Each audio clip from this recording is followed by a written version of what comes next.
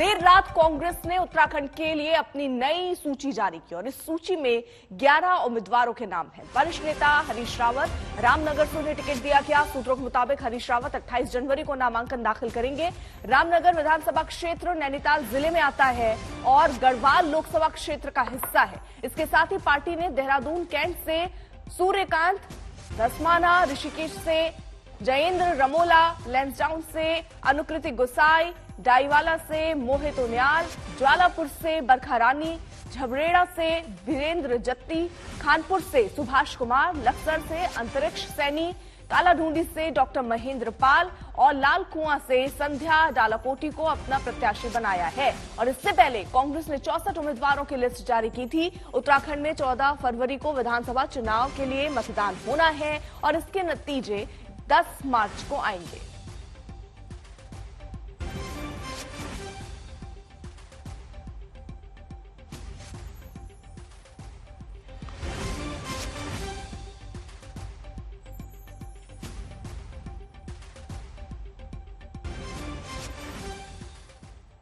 Ticket मिलने से पहले आज तक ने हरीश रावत से एक्सक्लूसिव बातचीत की। देखिए बातचीत का एक हिस्सा।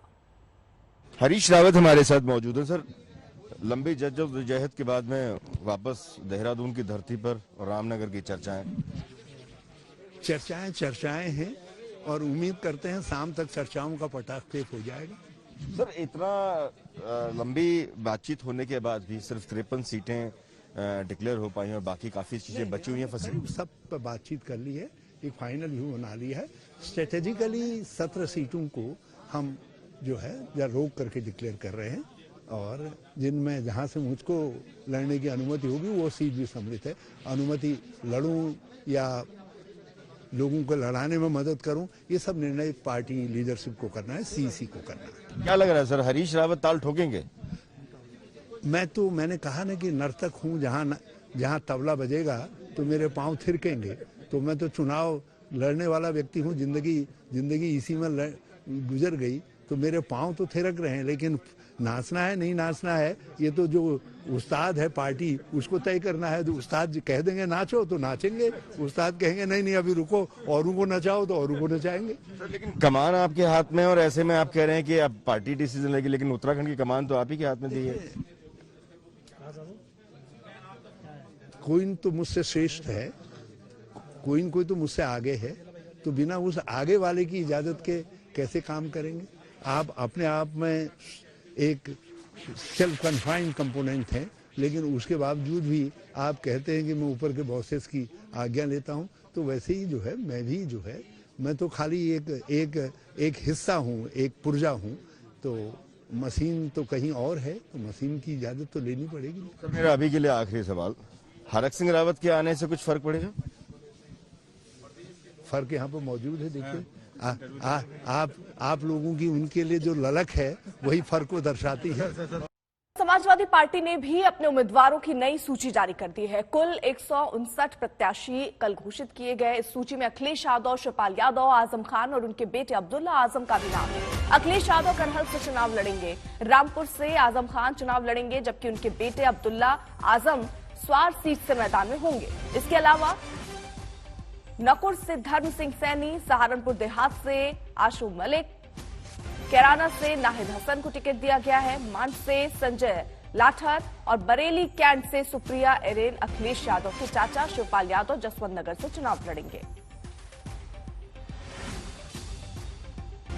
तो रामपुर से आजम खान चुनाव लड़ेंगे। आजम खान के बेटे को स्वार से टिकट दिया गया है। तो समाजवादी पार्टी ने भी जब अपने लिस्ट क्लियर की, तमाम नाम सामने आए जिसको लेकर अब बीजेपी निशाना साध रही है, चाहे वो आजम खान हो, उनके बेटे हो या नाहिद हसन।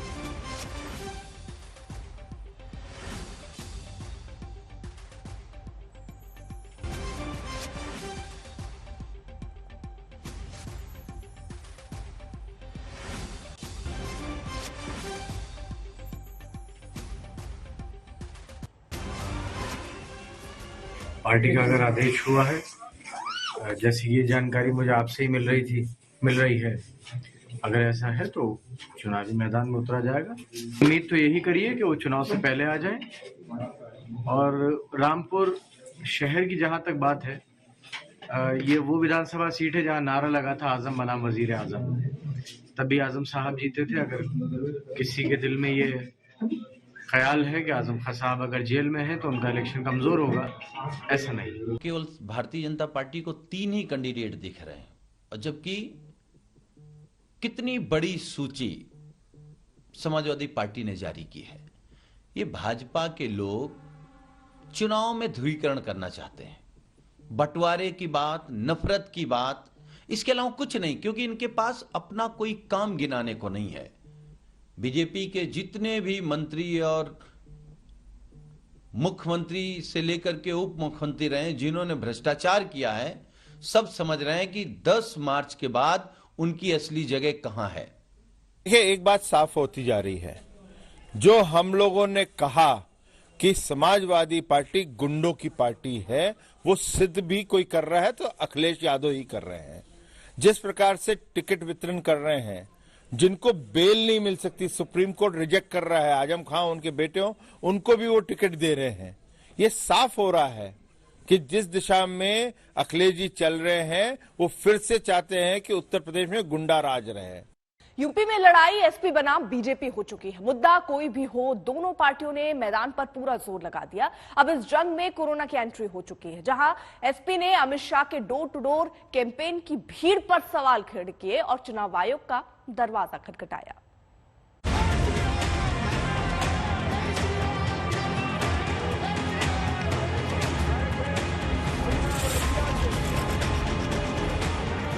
कोरोना के नियम सबके लिए समान है और इन नियमों को तोड़ने में भी सभी एक जैसे हैं, लेकिन चुनाव आयोग को एक दूसरे की शिकायत करने में कोई पीछे भी नहीं है। एक दूसरे के चुनावी कार्यक्रम में भीड़ पर सवाल उठाने की इस परंपरा को अब समाजवादी पार्टी ने आगे बढ़ाया है, जिसके निशाने पर है कैराना में अमित शाह का डोर टू डोर कैंपेन। निर्वाचन आयोग ने जो गाइडलाइंस दी हैं और जो इस समय कोविड-19 की गाइडलाइंस हैं, दोनों के खिलाफ काम हुआ है। तो चुनाव आयोग को यह तय करना है कि क्या चुनाव आचार संहिता सिर्फ समाजवादी पार्टी के लिए या दूसरे दलों के लिए या भारतीय जनता पार्टी के नेताओं के लिए भी है। इसलिए समाजवादी पार्टी ने आपत्ति की है। जिस कैराना से बीजेपी ने पश्चिमी यूपी में अपने मिशन का शंखनाद किया, कैराना की गलियों में Amit Shah door to door campaign करने पहुंचे, वो कैंपेन अब समाजवादी पार्टी को हजम नहीं हो रहा। उसे दिख रही है कोरोना के नियमों की अनदेखी, उसे दिख रहा है चुनाव आयोग का पक्षपात। समाजवादी पार्टी कार्यालय में जो भीड़ हुई उस पे एफआईआर है, अभी तक फोर्स लगी है। क्या अमित शाह के खिलाफ एफआईआर हुई? यही तो मांग है हमारी कि अमित शाह के खिलाफ भी एफआईआर करे चुनाव आयोग। समाजवादी पार्टी अब अमित शाह के कैंपेन को मुद्दा बनाकर चुनाव आयोग के दरवाजे पर पहुंची है, जहां अमित शाह के खिलाफ शीघ्र एक्शन लेने की मांग की गई है। शिकायत में यह भी कहा गया है कि आयोग ने प्रचार के लिए डोर टू डोर कैंपेन की अनुमति तो दे रखी है, लेकिन उस दिन तक सिर्फ 5 लोगों की टोली को इसके लिए अनुमति थी। शनिवार से आयोग ने इस संख्या को बढ़ाकर 10 कर दिया, जबकि शामली के कैराना कस्बे की तंग गलियों में अमित शाह के डोर टू डोर कैंपेन के दौरान 10 से कई गुना ज्यादा लोगों की भीड़ उमड़ पड़ी थी। अमित शाह की रैली पर सवाल खड़े हुए तो जंग आर पार की हो गई। बीजेपी ने समाजवादी पार्टी को आईना दिखाने में जरा सी भी देर नहीं लगाई। सबसे पहले तो उन्हें अपने उस नोटिस का जवाब देना चाहिए जो उन्होंने अपने कार्यालय में किया था, जिस तरह से बड़ी भीड़ और बड़ी तादाद में आप सबने दिखाया था और उस पर संज्ञान लेते हुए चुनाव आयोग ने इनको नोटिस किया है। तो ये खींच मिटाने के लिए वहां पर जो कोविड का प्रोटोकॉल हमारा है, उस प्रोटोकॉल के तहत ही सारा काम हम लोग करते हैं। हम संस्कारी लोग हैं, भारतीय जनता पार्टी संस्कारी पार्टी है, हमारा एक एक कार्यकर्ता संस्कारी है। हम किसी भी प्रोटोकॉल का उल्लंघन नहीं करते। हम माननीय न्यायालय का भी सम्मान करते हैं, चुनाव आयोग के भी निर्देशों का पालन करते हैं। दरअसल कोरोना की गाइडलाइन के बाद चुनाव आयोग एक्शन में तब आया था जब 14 जनवरी को बीजेपी के बागियों के साथ अखिलेश यादव ने हुंकार भरी थी। यूं तो कार्यक्रम वर्चुअल रैली का था, लेकिन सैकड़ों की संख्या में लखनऊ के समाजवादी पार्टी के दफ्तर में कार्यकर्ताओं का हुजूम उमड़ा था, जिसके बाद चुनाव आयोग ने एक्शन लेते हुए करीब 200 लोगों के खिलाफ एफआईआर दर्ज की थी और समाजवादी पार्टी से जवाब मांगा था। बीजेपी इसे समाजवादी पार्टी की हताशा बता रही है, खुद के गिरेबान में झांकने की सलाह दे रही है। दरअसल हार उन्हें दिख रही है। ये सारी चीजें ये दर्शाती हैं कि अभी चूंकि नहीं कह सकते कि ईवीएम खराब है या ईवीएम से खेल हो गया, तो अभी तो ईवीएम पर भी, अभी चुनाव आयोग पर ही आरोप लगा रहे हैं। जब चुनाव हार जाएंगे तो ईवीएम और चुनाव आयोग दोनों पर आरोप लगाएंगे। वो तो उनका काम ही आरोप लगाना है, क्योंकि उन्होंने कुछ किया नहीं उत्तर प्रदेश में। दरअसल अखिलेश यादव लगातार कोरोना की गाइडलाइन को लेकर चुनाव आयोग पर सवालिया निशान खड़े कर रहे हैं। अखिलेश आरोप लगा रहे हैं कि चुनाव आयोग ने केंद्र सरकार के इशारे पर कोरोना गाइडलाइन के नियम तैयार किए हैं। कोई मास्क नहीं लगाया था, सब कोरोना फैला रहे थे। अगर विपक्ष निकलेगा तो उसमें पाबंदी है, एफआईआर दर्ज हो जाएगी। सत्ता के लोग तो खुलेआम कोरोना फैला सकते हैं। आपने तो लखनऊ में बड़े कार्यक्रम किए थे ना, जब स्वामी प्रसाद मौर्य और बाकी लोगों के साथ मंच पे, उस समय भी बहुत उस समय जो चुनाव आयोग ने ये कहा कि वर्चुअल रैली होगी, तो वर्चुअल रैली की डेफिनेशन क्या है? वर्चुअल रैली की डेफिनेशन क्या है? तो वर्चुअल रैली की डेफिनेशन क्या है?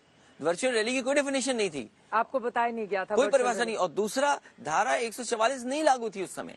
अगर धारा 144 लागू होती और वर्चुअल रैली कैसे होगी इसका पूरा पता होता तो शायद ये काम नहीं करते। अब उन्होंने कहा कि 300 लोग कर सकते हैं, और फिर नेता जब तक सामने लोग न हो, माइक न हो, तो कैसे भाषण देगा? बहरहाल सियासत चरम पर है। चुनाव आयोग से ज्यादा नजर अब पार्टियों के विरोधियों के प्रचार में है। नियम कोई मानने को तैयार नहीं है। हर पार्टी कोरोना के नियमों की अनदेखी कर रही है, लेकिन सवाल विरोधियों की अनदेखी का है। सवाल विरोधी के गाइडलाइन के उल्लंघन का है। सब आईना लेकर खड़े हैं जो विरोधियों को दिखाया जा रहा है। कोई भी खुद को इस आईने में देखने के लिए तैयार नहीं है। आज तक ब्यूरो।